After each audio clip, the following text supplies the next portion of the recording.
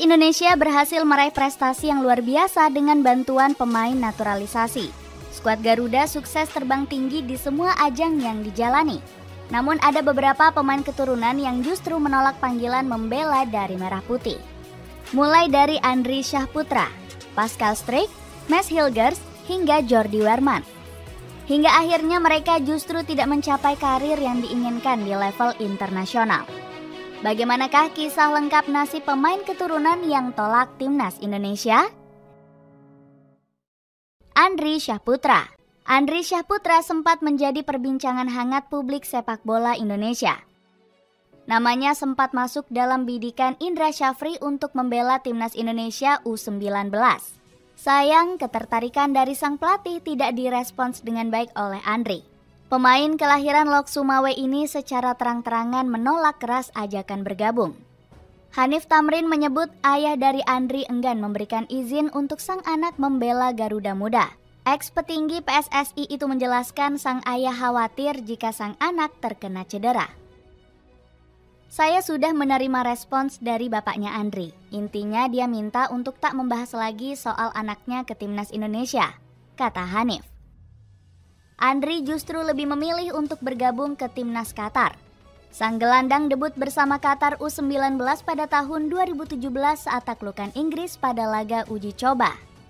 Gelandang 24 tahun itu sempat masuk ke dalam skuad Qatar U23 dalam beberapa laga uji coba. Andri juga ikut dalam perjuangan Al-Anabi Junior di Piala Asia U23 2022. Sayangnya, pemain 24 tahun ini mengalami penurunan karir seiring berjalannya waktu. Hingga saat ini dirinya belum pernah dipercaya untuk memperkuat tim senior Qatar. Pascal Struijk. Kemudian ada Pascal Struijk yang menolak panggilan timnas Indonesia pada 2020 yang lalu. Pemain 24 tahun ini sangat diinginkan oleh Shin Tae-yong masuk ke dalam skuad Garuda. Struijk sempat memiliki karir yang cemerlang bersama Leeds United. Mantan pemain Ajax Amsterdam ini tampil apik pada Premier League sejak promosi ke tim utama di musim 2020-2021. Penampilan hebatnya ini ternyata membuat Struijk diminati oleh banyak negara. Selain Indonesia, pemain kelahiran Deurne punya garis keturunan Belanda dan Belgia. Melihat hal itu, dirinya memutuskan untuk memilih skuad oranye untuk negara yang dibela. Bahkan Struijk berani menolak tawaran pelatih Belgia saat itu, yakni Roberto Martinez. Saya punya koneksi dengan Indonesia, namun saya lebih terlibat dengan Belgia dan Belanda. Saya sangat senang mendapatkan panggilan Roberto Martinez di Belgia, tapi saya memilih Belanda, ujar Struijk. Sayang, keputusan ini justru menjadi awal penurunan karir internasional Struijk. Sang pemain belum pernah mendapatkan panggilan dari skuad oranye. Sebenarnya namanya sempat masuk dalam rencana Belanda di Piala Dunia 2022. Namun dirinya kalah bersaing dengan nama-nama beken seperti Matthijs de Ligt dan Virgil van Dijk. Sampai saat ini peluang Struijk untuk berseragam oranye semakin tertutup. Sang pemain mengalami penurunan performa bersama The Whites akibat cedera panjang. Namanya pun tidak diperhitungkan oleh Ronald Koeman untuk Piala Euro 2024. Emil Audero. Emil Audero jadi salah satu pemain lain yang menolak panggilan timnas Indonesia. Pemain kelahiran Mataram ini masih ingin memperjuangkan tempatnya bersama Italia. Dirinya merasa tidak akan meraih kesuksesan kalau memilih Indonesia sebagai negara yang dibela. Tentu saja saya bisa mengajukan permintaan naturalisasi dan perpindahan federasi. Tapi saya tidak tahu seberapa besar manfaatnya bagiku, kata Emil Audero.